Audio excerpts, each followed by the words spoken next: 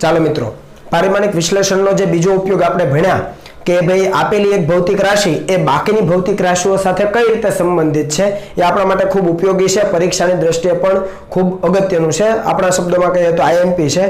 તો આપણે એવો એક બીજો દાખલો લઈએ જેથી તમારો કન્સેપ્ટ વધારે ક્લિયર થાય। મિત્રો, રકમ આપી છે કે વર્તુળાકાર માર્ગે ગતિ કરતા પદાર્થ પર લાગતું બળ એ કોના ઉપર આધારિત છે? તો એ પદાર્થના દળ એટલે કે m ઉપર, પદાર્થના વેગ એટલે v ઉપર અને વર્તુળ માર્ગની ત્રિજ્યા એટલે કે સ્મોલ r ઉપર આધાર રાખે છે। તો આ બળનું સૂત્ર મેળવો। તો એ બળનું સૂત્ર આપણે કઈ રીતે મેળવી શકીએ? તો એના માટે આપણે પારિમાણિક વિશ્લેષણનો ઉપયોગ કરવાનો થાય અને એના માટે સોલ્યુશન વિભાગમાં જો આપણે આગળ જઈએ તો જે રીતે આપણે પેલા આવર્તકાળ માટે લીધું હતું એવું જ કંઈક અહીંયા શું આપેલું છે કે વર્તુળાકાર માર્ગે ગતિ કરતા પદાર્થ પર લાગતું બળ, જેમ કે સૂર્યની ફરતે છે એ પૃથ્વી ફરી રહી છે, તો એ વર્તુળાકાર માર્ગે પૃથ્વી ફરે છે તો એના ઉપર સૂર્ય દ્વારા કેટલું બળ લાગે? ખરેખર એને કેન્દ્રગામી બળ કહેવાય, કેન્દ્ર તરફનું। એ આપણે જે ચેપ્ટર આવવાનું છે, ચેપ્ટર નંબર 4, એમાં આપણે ભણવાના છે। પણ અત્યારે ધ્યાન આપો કે આ બળ છે, હું અહીંયા લખું છું, એને આપણે કેપિટલ F તરીકે દર્શાવીએ તો કઈ રીતે લખવાનું હતું? તો એ બળ જેના ઉપર આધાર રાખે છે એ બધાને ગુણાકારના સ્વરૂપમાં લખવાના હતા। તો ધ્યાન આપજો કે પ્રોપોર્શનલ ટુ એ પદાર્થના દળ ઉપર આધાર રાખે છે એટલે કે સ્મોલ m ઉપર, પદાર્થના વેગ ઉપર એટલે કે v ઉપર અને વર્તુળ માર્ગની ત્રિજ્યા એટલે કે r ઉપર। આ રીતે ગુણાકારના ફોર્મેટમાં લખ્યું। હવે શું કરવાનું હતું? દરેકને ઘાત આપવાની છે। તો આપણે શું ઘાત આપીએ? તો અહીંયા ધારી લો કે આપણે આને આપીએ x, આને આપીએ y અને આને આપીએ z। આ x y z જો આપણને મળી જાય તો આપણો જવાબ આપણને મળી જાય। ધ્યાન આપજો, આ સપ્રમાણતાની નિશાની દૂર કરીએ મિત્રો એટલે લખી શકાય f = k, જ્યાં k અચળાંક છે, m⁻x, v⁻y અને r⁻z। અને આને કહી દઈએ મિત્રો આપણે સમીકરણ નંબર 1। બરાબર, હવે શું કરતા હતા?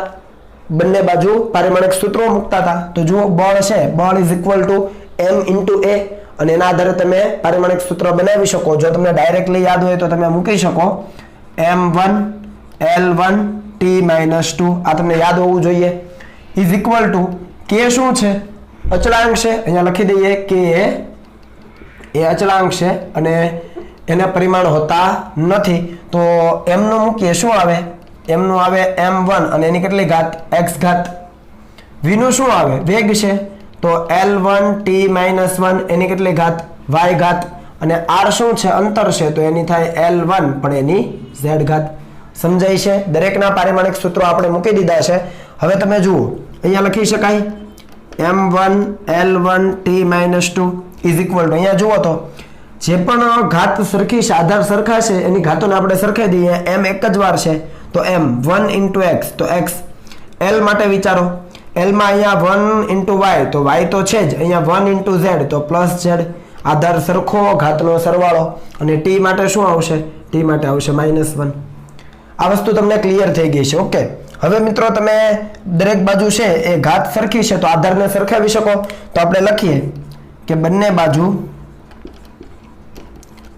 બાજુ m l અને t ની ઘાત સરખાવતા, શું કરીએ? બંને બાજુ ઘાત સરખાવતા।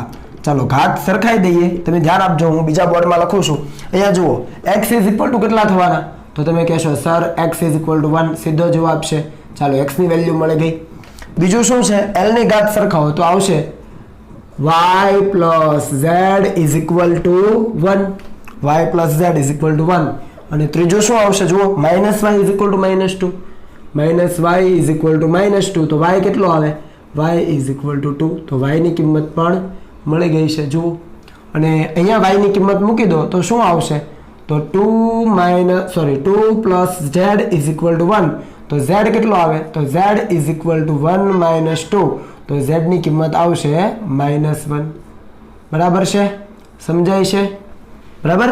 તો x ની કિંમત 1, y ની કિંમત 2 અને z ની કિંમત -1, એ ત્રણ કિંમતો સમીકરણ 1 માં મુકાય। તો આપણે લખી દઈએ કે x, y અને z ને એટલે કે કિંમતોને ક્યાં મૂકીએ? સમીકરણ 1 માં મૂકતા। ચાલો મૂકી દો।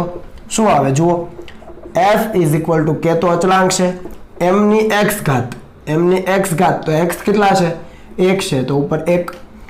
v ની y ઘાત, y કેટલા છે? 2। અને r ની z ઘાત, z કેટલા છે? -1।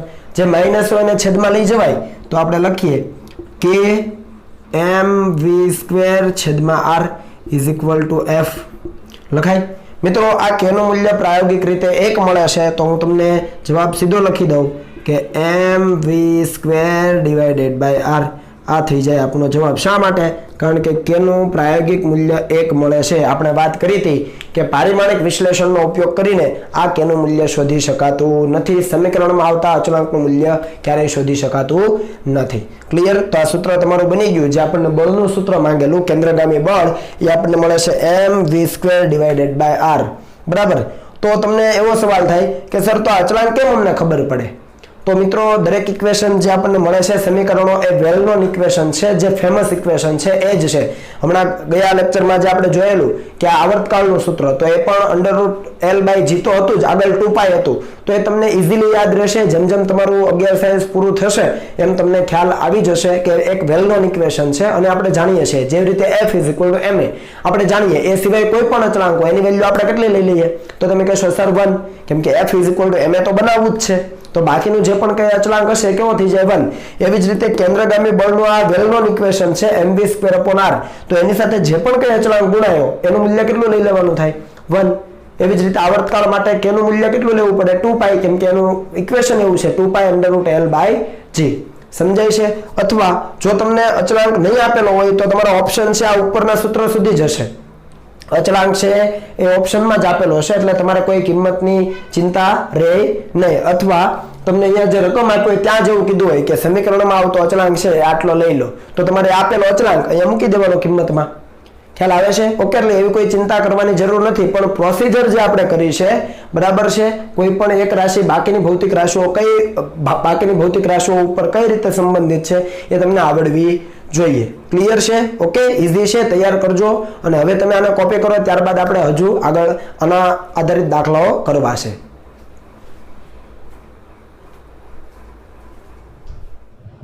ચાલો મિત્રો આગળના દાખલા તરફ આગળ વધીએ। આપણને આપેલું છે કે શિરોલંબ રાખેલ બંધ પાઇપના તળિયે પાણીના કારણે ઉદ્ભવતું દબાણ, જેને આપણે કેપિટલ P તરીકે દર્શાવ્યો છે એ પાણીની ઘનતા ρ, પાઇપમાં પાણીની ઊંચાઈ h અને ગુરુત્વ પ્રવેગ g ઉપર આધાર રાખે છે। તો આ દબાણનું સૂત્ર મેળવો અને સમીકરણમાં જે અચળાંક આવવાનો છે એનું મૂલ્ય તમને આપી દીધું છે 1। મેં તમને વાત કરી હતી એ મુજબ અચળાંક અહીંયા આપી દીધો છે। તો મિત્રો આ સોલ્યુશન આપણે શરૂ કરીએ તો સૌથી પહેલા પરિસ્થિતિ વિચારો। તમને કીધું છે કે શિરોલંબ રાખેલ બંધ પાઇપના તળિયે પાણીના કારણે દબાણ, હું એ પાઇપ દર્શાવું છું તમારી સમજ માટે જસ્ટ, બરાબર છે? અને આ એક પાઇપ રાખી છે શિરોલંબ અને એની અંદર ધારી લો કે પાણી ભરેલું છે। તો આ પાણી ભરેલું છે કેટલી ઊંચાઈ સુધી તમને કીધું છે? તો ધારી લો કે h ઊંચાઈ સુધી પાણી ભર્યું છે। તો કેટલું? આ જે ઊંચાઈ છે પાણીની એ h જેટલી ઊંચાઈ છે। પાણીની જે ઘનતા છે એને કીધી છે ρ। તો આ પાણીના કારણે આ પાત્રના તળિયે મિત્રો દબાણ લાગે, એના વિશે આપણે ડિટેલમાં ભણવાના છે, પણ અત્યારે જસ્ટ સમજી લો કે આ તળિયે દબાણ લાગે અને એ દબાણનું સૂત્ર આપણે મેળવવાનું છે, બરાબર છે? કે દબાણ કેટલું લાગે છે એ। તો તમને શું કીધું છે કે દબાણને આપણે ધારી લો કે P તરીકે દર્શાવીએ તો કોના ઉપર આધારિત છે? તો તમને કીધું છે કે ભાઈ પાણીની ઘનતા ρ, પાઇપમાં પાણીની ઊંચાઈ h અને ગુરુત્વ પ્રવેગ g ઉપર। તો હું એક સાથે લખી દઉં છું ρ⁴ આપણે x y z ની જગ્યાએ હવે ચેન્જ કરીએ જેથી તમને વધારે આઈડિયા આવે। ρ⁴ પછી h ઊંચાઈ, તો એને રેસ્ટો આપણે b લખીએ અને ગુરુત્વ પ્રવેગ g રેસ્ટો c લખીએ। તો આપણે કોની કિંમત મેળવવાની છે? a, b અને c ની। સમજાઈ છે આ વસ્તુ? ઓકે, દરેક દાખલામાં આ સેમ પ્રોસિજર છે। ઓકે, હવે શું કરવાનું? તો આ સપ્રમાણતાની નિશાની દૂર કરવાની, ધ્યાન આપજો। P = k એટલે સપ્રમાણતાનો અચળાંક ρ⁴ h⁴ b g⁴ c અને આને આપણે આપી દઈએ સમીકરણ નંબર 1। આ તો તમને ખ્યાલ જ છે। બસ હવે પ્રોસિજર કેવી છે? ઈઝી છે। શું કરવાનું? બંને બાજુ પારિમાણિક સૂત્ર મૂકવાના। તો મૂકો, જુઓ દબાણનું આપણે લઈએ, દબાણનું તમને યાદ ન હોય તો અહીંયા તારવી લઈએ। P = f/a બળના છેદમાં ક્ષેત્રફળ। બળનું શું હતું? m1 L1 t - 2 ક્ષેત્રફળનું શું થાય? L2। તો શું જવાબ આવે? m1 આ L - 2 ઉપર જાય તો L - 1 બચે, બરાબર છે? કરી લેજો તમે અને t - 2। તો તમને દબાણનું પારિમાણિક સૂત્ર છે એ મળી જાય f/a પરથી। ઈઝી છે, આવડે કે ન આવડે? તો મૂકી દઈએ અહીંયા, જુઓ ડાબી બાજુ ધ્યાન આપજો। m1 L - 1 t - 2 = k તો પરિમાણ રહિત અચળાંક છે, આપણે જાણીએ છીએ, બરાબર છે? તો એની કિંમતો તો m0 L0 t0। ઘનતાની વાત કરો, ચાલો ઘનતાનું પારિમાણિક સૂત્ર શું હતું? તો તો ઘનતા માટે દળના છેદમાં કદ લખવું પડે અને જો એનું પારિમાણિક સૂત્ર લઈએ તો દળનું પારિમાણિક સૂત્ર છેદમાં કદનું પારિમાણિક દળનું શું થાય m1 અને કદનું થાય l3 તો આનું થઈ જાય m1 l - 3 તો એ લખી દઈએ કે ભાઈ m1 l - 3 raise to a clear થાય છે ભાઈ આ તમારી સમજ માટે લખ્યું છો અહીંયા તમને આવડી જાય તો કોઈ વાંધો નથી h એટલે l1 એક જ ઘાત છે પણ એની ઉપર b છે અને g એટલે હું અહીંયા સાઈડમાં લખું l1t - 2 રેઝ ટુ c સમજ પડે છે એ પ્રવેગ જ છે ગુરુત્વ પ્રવેગ એક પ્રકારનો h છે ઊંચાઈ તો અંતરનું પરિમાણ તો શું લખી શકીએ આપણે અહીંયા લખીએ જુઓ શું આવશે તો આવશે ધ્યાન આપજો ડાબી બાજુ તો સેમ જ છે m1 l - 1t - 2 જમણી બાજુ જુઓ તમે અલગ પાડીને પણ કરી શકો અને પછી એક સાથે પણ લખી શકો આપણે એક સાથે લખીએ જુઓ m અહીંયા બીજે કશું દેખાય છે નથી તો m ની કેટલી ઘાત તો m ની 1 * a તો a ઘાત ચાલો l માં આવો l કેટલા છે ધ્યાન આપજો ખાસ અહીંયા l ની કેટલી થાય -3a થાય તો એક તો -3a પછી અહીંયા જુઓ l ની 1 * b તો કેટલી થાય b થાય તો પ્લસ કરવો પડે કેમ કે પોઝિટિવ માં છે અને એ રીતે અહીંયા l છે 1 * c તો પ્લસ c આ વસ્તુ સમજાય છે એક સાથે કર્યું છે l ની જે પણ કઈ ઘાત છે આધાર સરખો તો ઘાતનો સરવાળો અહીંયા -3a અહીંયા b ને અહીંયા c અને t માટે જુઓ કશે t છે એક જ જગ્યાએ છે તો t raised to -2 * c -2c હવે આ તમને ખબર રહેવી જોઈએ ક્લિયર છે ઓકે તો આ પ્રોસિજર તમે જે કરી છે એના આધારે આપણે આગળ વધ્યા અને હવે જો આપણે આગળ વધીએ તો ધ્યાન આપજો કે આધાર સરખો તો ઘાતને સરખાવાય તો બંને બાજુ ઘાતને સરખાવતા બંને બાજુ ઘાતને સરખાવતા ચાલો સરખાઈ દઈએ ઓકે તો અહીંયા શું આવશે a = 1 ધ્યાન આપજો a = 1 બીજું શું આવશે l ની ઘાત સરખાવો તો શું આવે -3a + b + c = -1 સમજાય છે અને ત્રીજી શું આવશે -2c = -2 -2c = -2 તો જુઓ a તમને મળી ગયો છે અહીંયા જુઓ c એટલે માઈનસ માઈનસ કેન્સલ થાય અને c = 2/2 એટલે 1 તો c ની કિંમત પણ તમને અહીંયા મળી ગઈ એટલે આપણને a અને c મળી ગયા a અને c અહીંયા મૂકી દઈએ તો ધ્યાન આપજો -3 તો છે જ * a એટલે 1 તો -3 જ બચે b તો આપણને જોઈએ છે પ્લસ c ની કિંમત કેટલી તો કે 1 અને આ થાય -1 તો અહીંયા તમે ધ્યાન આપો b તો છે જ આ 1 પેલી તરફ જાય તો માઈનસ થાય તો -1 આ -1 -2 અને આ પ્લસ થઈ જાય તો -2 + 3 તો b ની કિંમત પણ કેટલી મળે તમને 1 મળે એ તમે શોધજો 3 ની કિંમત 1 1 1 મળી છે એ કિંમતો ક્યાં મૂકવાની મિત્રો તમે કહેશો સર સમીકરણ નંબર 1 માં મૂકવાની તો સમીકરણ 1 પરથી શું લખાશે તો સમીકરણ 1 પરથી તમે લખશો કે p = k ρ⁴ એટલે 1 h⁴b તો h⁴b એટલે 1 અને g⁴c તો g અને c એટલે 1 ત્રણેયની એક ઘાત મળે તો એક ઘાત હોય તો સીધું લખી શકાય અને આ k ની કિંમત આપણને આપી છે અચળાંક કેટલો છે 1 છે તો હું સીધું લખી દઉં p = ρgh ρ g ને મેં આગળ લીધો * h ગુણાકારમાં છે તો કોઈ ઇશ્યુ નથી તો આ આપણો થઈ જાય આન્સર કે ભાઈ જે દબાણનું સૂત્ર છે દબાણનું સૂત્ર આવે ρgh આ સૂત્ર છે એ h ઊંચાઈનું જો પાણી ભરેલું હોય h ઊંચાઈનો જે પાણીનો સ્તંભ કહેવાય પાણીનો સ્તંભ હોય તો એના કારણે પાત્રના તળિયે લાગતા દબાણનું છે પાત્રના તળિયે ઉદ્ભવતા દબાણનું છે ઓકે તો આપણે પહેલું ઇક્વેશન છે મિત્રો એટલે પ્રોસિજર દરેકમાં એક સરખી જ છે ખ્યાલ આવે છે હવે હું માનું છું કે હવે તમને ખ્યાલ આવી ગયો હશે હવે તમે આને કોપી કરો ત્યારબાદ આના પછી હજુ એક દાખલો મિત્રો લઈએ જે જનરલી નીટના લેવલનો છે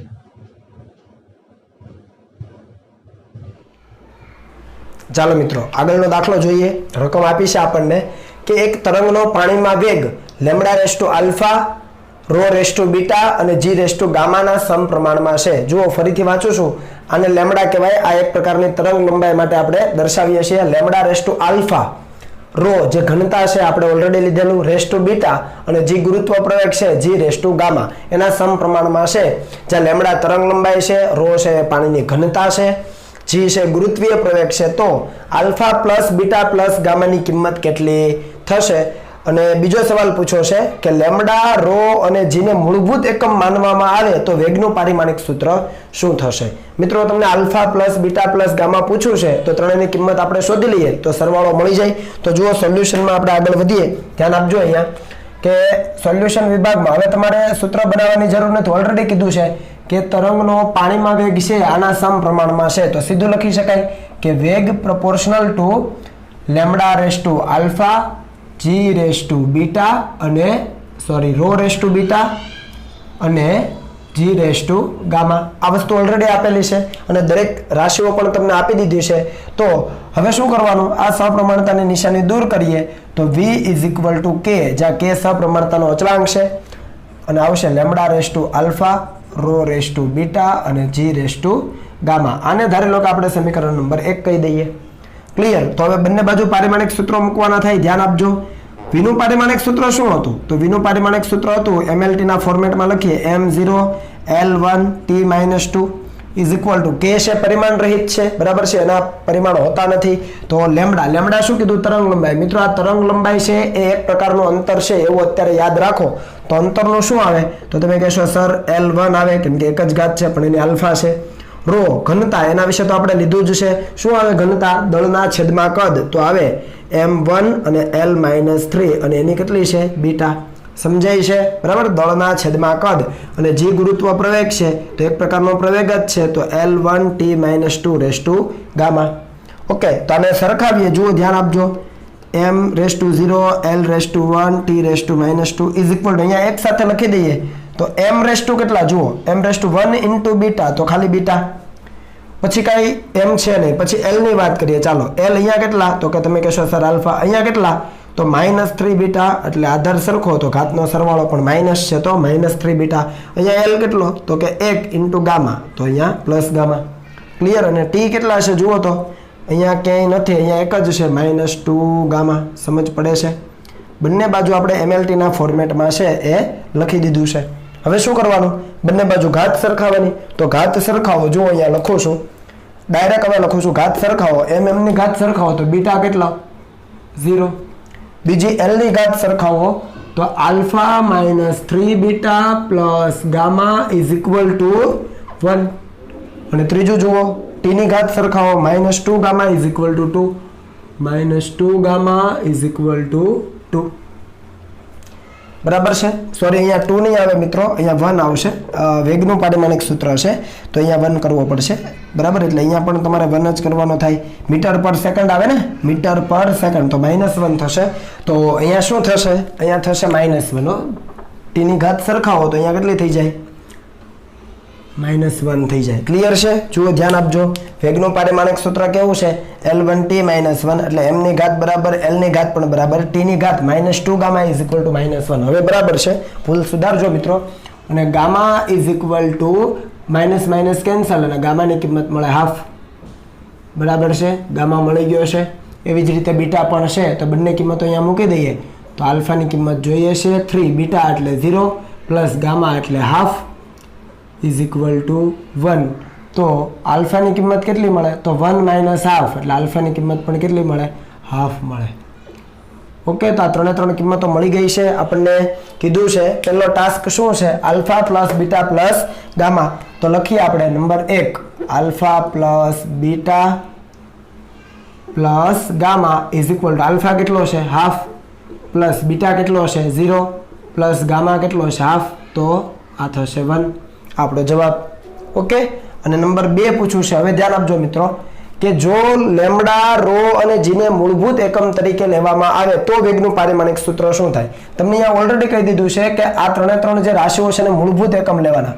મિત્રો આપણે જ્યારે પારિમાણિક સૂત્રો લેતા હતા ત્યારે યાદ કરો, m, l અને t ના ફોર્મેટમાં લેતા હતા. વિદ્યુત પ્રવાહ હોય તો a આવે, તાપમાન હોય તો k અથવા થીટા આવે, પછી જ્યોતિની તીવ્રતા હોય તો કેન્ડેલા આવે અને દ્રવ્યનો જથ્થો હોય તો મોલ પણ આવી શકે. એટલે આપણે 7 મૂળભૂત રાશિઓ ભણ્યા હતા, એના સંદર્ભમાં જ પારિમાણિક સૂત્રો હોય. મોટા ભાગે આપણે m, l અને t લેતા હતા, દળ, લંબાઈ અને સમય. પણ અહીંયા તમને એ મૂળભૂત એકમો ત્યાં હતા, પણ અહીંયા તમને કીધું છે કે લેમ્ડા, રો અને જીને મૂળભૂત એકમો તરીકે લો તો તમારે સૂત્રમાં શું આવવું જોઈએ? mlt ની જગ્યાએ હવે લેમ્ડા, રો અને જી આવવા જોઈએ. સમજ પડે છે? રિપીટ કરું, આપણે જે પણ પારિમાણિક સૂત્રો લઈએ છીએ MLT ના ફોર્મેટમાં એ મૂળભૂત એકમો તરીકે લીધેલા છે. M એટલે દળ છે, L એટલે લંબાઈ છે, T એટલે સમય છે. પણ અહીંયા આપણે ઓલરેડી કીધું છે કે આ જે 3 રાશિઓ છે એને તમે મૂળભૂત એકમ લો. તો હવે પારિમાણિક સૂત્રમાં કોણ આવવું જોઈએ? યસ, હવે આ લેમ્ડા, રો અને જી આવવા જોઈએ. હવે MLT ન આવવા જોઈએ. સમજાય છે? તો તમને કીધું છે કે તો વેગનું પારિમાણિક સૂત્ર શું થાય? તો જુઓ, અહીંયા વેગની કિંમત આપણી પાસે છે જ ઓલરેડી, મતલબ સૂત્ર છે જ. તો આપણને પારિમાણિક સૂત્ર લેવું છે તો સૂત્રમાં લેમ્ડા, રો અને જી હોવા જોઈએ, કેમ કે મૂળભૂત એકમો છે. તો ઓલરેડી લેમ્ડા, જી અને રો છે જ, 3 આલ્ફા, બીટા, ગામા મૂકી દે એટલે કામ ઈઝી થઈ જાય. અને કેને ધારી લઈએ કે આપણે 1 છે. ક્લિયર થાય છે? ઓકે, તો અહીંયાથી તમે લખી શકો કે વેગ ઇઝ ઇક્વલ ટુ કેને આપણે 1 ધારી લીધો તો lambda raise to alpha. Alpha કેટલો છે? તો તમે કહેશો સર હાફ છે. રો કેટલો છે? તો રો રેસ ટુ બીટા એટલે કે 0. અને g raise two gamma. Gamma કેટલો છે? હાફ છે. બસ આવું જ રાખવાનું છે. તમને પારિમાણિક સૂત્ર પૂછ્યું છે પછી આને વર્ગમૂળમાં નથી લખવાનું. પારિમાણિક સૂત્રમાં આપણે વર્ગમૂળ નથી લખતા. આપણે લખતા હતા m રેસ ટુ કોઈક ઘાત, l રેસ ટુ કોઈક ઘાત અને t રેસ ટુ કોઈક ઘાત. પણ અહીંયા MLT નથી મૂળભૂત એકમ તરીકે લેમ્ડા, રો અને જી છે. તો એના ફોર્મેટમાં આપણો જવાબ આવી જાય છે. તો આ આપણો પહેલો જવાબ બન્યો અને આ છે આપણો સેકન્ડ આન્સર છે. ક્લિયર? તો હવે તમે આને કોપી કરી લો. ત્યારબાદ મિત્રો આપણે આગળ વધીએ. ચાલો મિત્રો, અત્યાર સુધી આપણે પારિમાણિક વિશ્લેષણના ઉપયોગમાં પહેલો ઉપયોગ જોયો કે ભાઈ આપેલું જે સમીકરણ છે એ સમીકરણ પારિમાણિક દ્રષ્ટિએ યથાર્થ છે કે કેમ, અને જો યથાર્થ છે તો એના આધારિત આપણે જે સવાલો પૂછી શકાય એની ચર્ચા કરી. નંબર 2 કે આપેલી એક ભૌતિક રાશિ એ બીજી ભૌતિક રાશિઓ ઉપર કઈ રીતે આધારિત છે એ પણ આપણે પારિમાણિક વિશ્લેષણની મદદથી શોધી શક્યા. હવે એનો ત્રીજો ઉપયોગ મિત્રો આપણે ભણવો છે કે બે જુદી જુદી એકમ પદ્ધતિના કોઈ ભૌતિક રાશિના 2 એકમો હોય એમની વચ્ચેનો સંખ્યાત્મક સંબંધ કઈ રીતે મેળવી શકાય. એટલે કોઈ એક જ ભૌતિક રાશિ છે, ધારી લો કે લંબાઈ, અને 2 જુદી જુદી એકમ પદ્ધતિઓ જેમ કે SI એકમ પદ્ધતિ અને CGS એકમ પદ્ધતિ જો આપણે લઈએ તો એ SI એકમ પદ્ધતિનો એકમ અને CGS એકમ પદ્ધતિનો એકમ એમની બંનેની વચ્ચેનો સંબંધ શું હશે એ આપણે તારવવું છે પારિમાણિક વિશ્લેષણની મદદથી. મિત્રો આપણે સિમ્પલ ફોર્મેટ અમુક જાણીએ છીએ. જેમ કે હું તમને ઉદાહરણ આપું તો 1 metre is equal to 100 centimetre. આ આપણે જાણીએ છીએ કે ભાઈ 1 મીટર છે અને જો હું સેન્ટીમીટરમાં કન્વર્ટ કરું છે લંબાઈનું જ માપન, બરાબર. એક છે મીટરમાં અને બીજું છે સેન્ટીમીટરમાં. તો મીટરમાંથી સેન્ટીમીટરમાં જઈએ તો 100 વડે ગુણવા પડે, ટૂંકમાં 10⁻2 ઘાત વડે. એવી જ રીતે હું તમને વાત કરું 1 કિલોગ્રામની તો તમે શું કહેશો? ગ્રામમાં કેટલા થાય? તો તમે કહેશો સર 1000 ગ્રામ થાય. મતલબ કે કિલોગ્રામમાંથી ગ્રામમાં જઈએ છે એક જ ભૌતિક રાશિ દળ અને એના 2 જુદા જુદા એકમ, 1 કિલોગ્રામ અને બીજો ગ્રામ. તો બંને વચ્ચેનો સંબંધ શું? તો કે 1 કિલોગ્રામમાંથી હું ગ્રામમાં જો કન્વર્ટ કરવા માંગુ તો 1000 વડે મારે ગુણવું પડે. સમજાય છે? આ જ રીતે તમે જુદા જુદા એકમો છે એને જુદી જુદી એકમ પદ્ધતિઓમાં કન્વર્ટ કરી શકો. એટલે હવે તમે સમજી શકો કે એક એકમ પદ્ધતિમાંથી જો બીજી એકમ પદ્ધતિમાં મારે જવું છે તો મારે કોઈ પર્ટિક્યુલર ગુણાંક વડે ગુણવું પડે, સહગુણક વડે ગુણવું પડે. હું તમને અહીંયા ઉદાહરણ આપું કે ધારી લો કે આપણી પાસે કોઈ સળિયો હશે, બરાબર, અને એ સળિયો છે એની હું લંબાઈ માપવાનું તમને કહું છું તો તમે મીટરમાં માપો છો 1 મીટર અને બીજો કોઈ વિદ્યાર્થી છે એ માપે છે 100 સેન્ટીમીટર. તો જો માપન કર્યું છે માત્ર સળિયાની લંબાઈનું જ, પણ કોઈએ માપ્યું છે સેન્ટીમીટરમાં અને કોઈએ માપ્યું છે મીટરમાં, તો આ બંને જે મૂલ્યો મળે છે કેવા છે? ખરેખર એક સમાન છે, બરાબર. એમાં ના ન પાડી શકાય કેમ કે બંને જુદી જુદી એકમ પદ્ધતિઓમાં છે. ક્લિયર? ઓકે, તો આ રીતે આપણે આ વસ્તુને સમજી શકીએ. તો મિત્રો આ તો ખાલી 2 જ વાત થઈ. આ તો 2 જ રાશિઓ લીધી છે. એક લીધી છે લંબાઈ, બીજું છે દળ. આ સિવાય ભૌતિક વિજ્ઞાનમાં ફિઝિક્સ જે 11-12 ભણવાના એમાં ઘણી બધી ભૌતિક રાશિઓ આવતી હોય છે અને ત્યારે 2 જુદી જુદી એકમ પદ્ધતિ હોય છે આપણી પાસે અને એમાં કોઈ એક ભૌતિક રાશિ આપી છે તો એના જુદી જુદી એકમ પદ્ધતિ વચ્ચેનો એકમ કઈ રીતે તારવી શકાય તો આપણે જોવું રહ્યું. અને એના માટે મિત્રો આપણે એક એકમ પદ્ધતિ વિકસાવી છે, મતલબ કે પારિમાણિક વિશ્લેષણનો ઉપયોગ કરીને આપણે શોધી શકીએ. તો તમે ધ્યાન આપો કે આ જે ફોર્મેટ લખ્યું છે એને હું કઈ રીતે લખી શકું. તો આને લખાય N1 U1, ધ્યાન આપજો, ઇઝ ઇક્વલ ટુ N2U2. આ એક ફોર્મેટ છે આપણા માટે જેને આપણે હંમેશા માટે યાદ રાખીશું. N1U1 is equal two N2U2. જ્યારે તમારે કોઈ એક ભૌતિક રાશિ છે એને કોઈ એક એકમ પદ્ધતિમાંથી બીજી એકમ પદ્ધતિમાં ટ્રાન્સફોર્મ કરવી છે, ફેરવવી છે, ત્યારે આ ઉપયોગી થશે. અહીંયા N1 અને N2 શું છે તો ધ્યાન આપો. N1 અને N2 છે એ કોઈ અચળાંકો છે, કોઈ સંખ્યા છે. એ પછી પૂર્ણાંક પણ હોઈ શકે, અપૂર્ણાંક પણ હોઈ શકે, 10 ની ઘાતમાં પણ હોઈ શકે. ઓકે, તમને અહીંયા ઉદાહરણ આપું, જુઓ અહીંયા ઉપર જુઓ. N1 શું છે, આની સાથે સરખાવો તો N1 શું છે 1, N2 શું છે 100. સમજાય? ન્યુમેરિકલ આંકડાઓ છે. અને એવી જ રીતે બીજામાં જુઓ. N1 શું છે 1, N2 શું છે 1000. ક્લિયર? બીજું જોઈએ U1 અને U2 શું છે તો કોઈ એક ભૌતિક રાશિ છે એની એક જુદી જુદી એકમ પદ્ધતિઓમાંના એકમો છે. હું અહીંયા લખી દઉં એટલે તમને વધારે ક્લિયર થાય કે એક એકમ પદ્ધતિમાં કોઈ એક એકમ પદ્ધતિમાં એકમ, અહીંયા લખીએ કોઈ એક એકમ પદ્ધતિમાં એકમ. અને U2 શું છે તો આપણે કહીએ કે કોઈ બીજી એકમ પદ્ધતિમાં એકમ. સમજાય છે? U1 શું છે કોઈ એક એકમ પદ્ધતિમાં એકમ, U2 શું છે કોઈ બીજી એકમ પદ્ધતિમાં એકમ. તો તમે અહીંયા જુઓ, આપણે કોઈ એક રાશિ લઈએ લંબાઈ, તો એક એકમ પદ્ધતિમાં મીટર છે તો બીજી એકમ પદ્ધતિમાં એ સેન્ટીમીટર છે.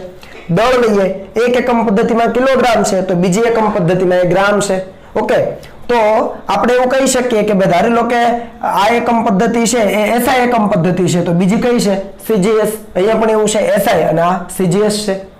સમજાય છે? એટલે આપણે આ ફોર્મેટને યાદ રાખીશું, ભૂલીશું નહીં. ફરીથી રિપીટ કરું, N1 અને N2 કોઈ પણ આંકડાઓ હોઈ શકે, એ પૂર્ણાંક પણ હોય, અપૂર્ણાંક પણ હોય, 10 ની ઘાતમાં પણ હોઈ શકે. U1 છે એ કોઈ એક એકમ પદ્ધતિમાં ભૌતિક રાશિનો એકમ છે. U2 છે એ કોઈ બીજી એકમ પદ્ધતિમાં ભૌતિક રાશિનો એકમ છે. ભૌતિક રાશિ એક જ છે પણ જુદી જુદી એકમ પદ્ધતિમાં એના એકમો જુદા જુદા હોઈ શકે. તો એનું ઉદાહરણ મિત્રો આપણે સમજીએ એટલે તમને વધુ ક્લિયર થાય કે ભાઈ SI એકમ પદ્ધતિમાં 1 ન્યૂટન એ CGS પદ્ધતિમાં કેટલા ડાયન બરાબર થાય. જુઓ ફરીથી, SI એકમ પદ્ધતિમાં 1 ન્યૂટન, ન્યૂટન આપણે જાણીએ છીએ બળનો એકમ છે, તો એ 1 ન્યૂટન એ CGS પદ્ધતિમાં કેટલા ડાયન થાય. તો જુઓ, SI એકમ પદ્ધતિમાં મિત્રો એકમ આપેલો છે ન્યૂટન અને CGS પદ્ધતિમાં એનો એકમ આપેલો છે ડાયન. બંને એકમો આપણને આપી દીધા છે. બીજું એટલે જુઓ, એક એકમ પદ્ધતિમાં એકમ, બીજી એકમ પદ્ધતિમાં એકમ છે. અહીંયા N1 આપી દીધું છે 1, અહીંયા તમે સરખાવો N1 કેટલું આપેલું છે 1, તો આપણે શોધવાનું શું બાકી રહે તો કે N2 બાકી રહે. ખ્યાલ આવે છે? એટલે કે 1 ન્યૂટન બરાબર કેટલા, આ કેટલા એટલે શું N2. દરેક વખતે આપણે જે શોધવાનું છે એને મોટા ભાગે N2 તરીકે લઈશું અને તમે પણ એ જ રીતે લો તો વધારે સારું પડશે. એટલે આપણે N2 શોધવાનો છે. ક્લિયર થયું? તો જો હું અહીંયા લખું છું, સૌથી પહેલા તો બળની વાત છે, ભૌતિક રાશિ બળ છે તો સૌથી પહેલા બળનું પારિમાણિક સૂત્ર લખી લઈએ, કારણ કે આ સૂત્રની અંદર એનો ઉપયોગ આપણે કરીશું. તો જુઓ, આપણે સોલ્યુશનમાં જઈએ મિત્રો, તો સૌથી પહેલા બળના એકમો છે તો બળનું પારિમાણિક સૂત્ર લખી દઉં. Force F is equal two mass into acceleration m into a. અને એ આપણે ઓલરેડી કરેલું છે, હવે તમને તારવતા આવડે છે, હું સીધું લખી દઉં છું m1 L1T-2 m1 L1T-2. Okay, હવે આપણે આ જે આપણું ફોર્મેટ છે એ લાગુ પાડીએ તો ધ્યાન આપજો કે N1U1 is equal two N2U2. આમાં N2 આપણે શોધવાનું છે, ખ્યાલ રાખજો. ઓકે, હવે જુઓ N1 કેટલા છે તો N1 છે 1 આપી દીધો છે, બરાબર. તો હું અહીંયા લખી દઉં 1, ધ્યાન આપજો. U1 શું છે તો કોઈ એક એકમ પદ્ધતિમાં એનો એકમ, અહીંયા આપણે ન્યૂટન છે તો SI એકમ પદ્ધતિ છે તો હું આને કહી દઉં છું કે આ SI આપણી સમજ માટે. અને બીજું ડાયન છે એ શામાં આવે તો કે CGS માં આવે, તો આ CGS એકમ પદ્ધતિ છે. ઓકે, તો SI એકમ પદ્ધતિમાં આપણને એકમ આપી દીધો છે ન્યૂટન, અને ન્યૂટનને આપણે આ પારિમાણિક સૂત્ર તો લખ્યું પણ પારિમાણિક સૂત્ર ઉપરથી ભૌતિક રાશિઓમાં ફેરવવું પડે. શામાં ફેરવવું પડે? ભૌતિક રાશિઓમાં. તો અહીંયા દળ હશે, દળની 1 ઘાત, તો ધ્યાન આપજો દળને લખાય કિલોગ્રામ SI એકમ પદ્ધતિમાં. ઓકે, એની 1 ઘાત એટલે 1 લખવાની જરૂર નથી. લંબાઈ L1 એટલે કે મીટર, પણ એની પણ 1 ઘાત જ છે એટલે લખવાની જરૂર નથી, ખાલી મીટર લખી શકાય. અને T-2 તો SI એકમ પદ્ધતિમાં T ને શું કહીએ છીએ? સમય, બરાબર છે, પણ એનો એકમ છે સેકન્ડ, તો સેકન્ડની -2 છેદમાં આવે તો સેકન્ડનો વર્ગ. લખી શકાય કે ન લખી શકાય? Clear? Is equal two N2 તો આપણને જોઈએ છે ઇન્ટુ U2 એટલે કે CGS એકમ પદ્ધતિમાં ફરીથી આપણી પાસે પારિમાણિક સૂત્ર છે તો દળને શું લખાય CGS માં ગ્રામમાં તો આપણે લખી શકીએ ગ્રામ અહીંયા આપણે ખાલી g જ કરીશું g એમ નહીં કરીએ બરાબર છે g પછી લંબાઈ છે લંબાઈની એક ઘાત લંબાઈ શામાં લઈએ CGS માં સેન્ટીમીટરમાં તો ગ્રામ ઇન્ટુ સેન્ટીમીટર પ્રતિ અહીંયા સેકન્ડ આવશે તો સેકન્ડની -2 છેદમાં જાય તો સેકન્ડનો વર્ગ ખ્યાલ આવે છે રિપીટ કરું જુઓ n1 શું છે તો કે 1 છે u1 એટલે એક એકમ પદ્ધતિમાં એકમ ન્યૂટન છે પણ ન્યૂટનને આપણે બેઝિક મૂળભૂત ભૌતિક રાશિઓના સંદર્ભમાં લખવો પડે તો આપણે લખી દીધો છે SI એકમ પદ્ધતિમાં કિલોગ્રામ મીટર ને સેકન્ડ જ આવે n2 આપણને જોઈએ છે u2 એટલે CGS એકમ પદ્ધતિમાં એકમ CGS એકમ પદ્ધતિમાં જ્યારે તમે જાઓ ત્યારે ગ્રામ સેન્ટીમીટર ગ્રામ સેકન્ડ આવે તો જુઓ સેન્ટીમીટર ગ્રામ સેકન્ડ અને જે પણ પારિમાણિક સૂત્ર છે એના આધારે આપણે લખી દીધું જુઓ અહીંયા આ બાજુ કિલોગ્રામ મીટર સેકન્ડ સ્ક્વેર આ બાજુ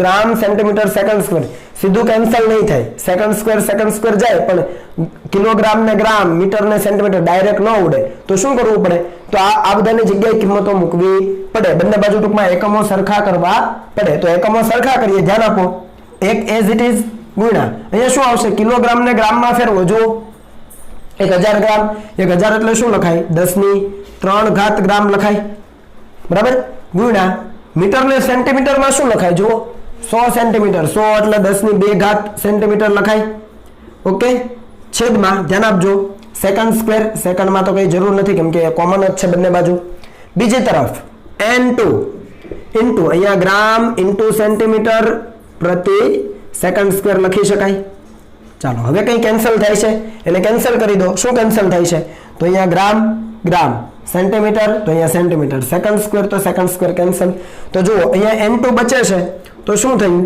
n2 = ધ્યાન આપજો 10³ અને અહીંયા 10² આધાર સરખો ઘાતનો સરવાળો તો 10 ની કેટલી થાય 5 ઘાત થઈ જાય જુઓ તો આ રીતે તમે n2 છે એ બીજી એકમ પદ્ધતિનો જે તમારો સહગુણક હતો બરાબર છે u2 નો જે સહગુણક એ તમે મેળવી શકો છો ક્લિયર એટલે આ રીતે કોઈ પણ તમને રાશિઓ આપેલી છે કોઈ પણ એક જ ભૌતિક રાશિ છે અને એને જુદી જુદી એકમ પદ્ધતિમાં તમારે ફેરવવાની છે તો તમે આ રીતે એ વસ્તુને કરી શકો તો આના આધારે શું લખી શકાય જો ધ્યાન આપજો n1 શું હતું 1 ન્યૂટન નું u1 એટલે ન્યૂટન ખરેખર તો 1 ન્યૂટન બરાબર n2 એટલે 10⁵ અને u2 એટલે શું તો કે ડાયન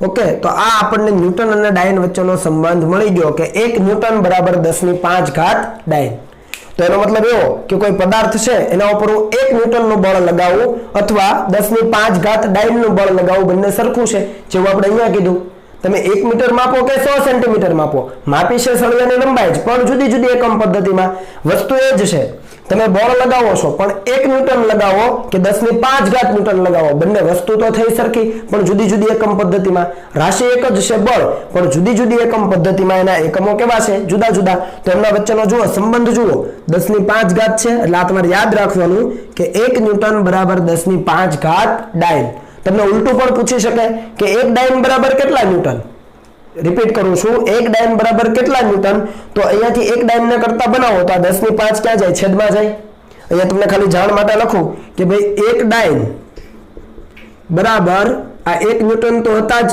છેદમાં 10⁵ જતા રહે જુઓ અહીંયા કઈ ના હોય તો ગુણાકારમાં 1 હોય 10⁵ છેદમાં જાય તો લખી દીધું છે અને 10⁵ નીચે છે ઉપર જાય તો 10⁻5 તો લખી શકાય કે 1 ડાયન બરાબર 10⁻5 ન્યૂટન વસ્તુ સરખી જ છે જોઈ લો એટલે તમે કોઈ એક રીતે ફોર્મેટ યાદ રાખો બીજી રીતે તમને ઓલરેડી આવડી જ જવાનું છે બરાબર આવી જ રીતે ઉર્જા માટે પણ છે મિત્રો તો ઉર્જા માટે છે એ હું તમારા ઉપર છોડું છું અને તમે જાતે કરજો કે ભાઈ SI એકમ પદ્ધતિમાં ઉર્જાનો એકમ છે જૂલ અને CGS માં શું છે તો CGS માં છે અર્ગ SI એકમ પદ્ધતિમાં એનો એકમ જૂલ છે ઉર્જા માટે અને CGS એકમ પદ્ધતિમાં અર્ગ છે તો આમના વચ્ચેનો સંબંધ શું ઉર્જાનો તમને એકમ આવડતો હોય એનું પારિમાણિક સૂત્ર આવડતું હોય તો તમે આ સૂત્રને આધારે કરી શકશો બરાબર ટ્રાય કરજો ન થાય તો હું કરાવીશ SI એકમ પદ્ધતિમાં ઉર્જાનો એકમ જૂલ અને CGS માં એનો એકમ છે અર્ગ ટ્રાય કરજો ન થાય તો હું કરાવીશ અને હવે તમે આને કોપી કરી લો મિત્રો ત્યારબાદ આપણે આગળ વધીએ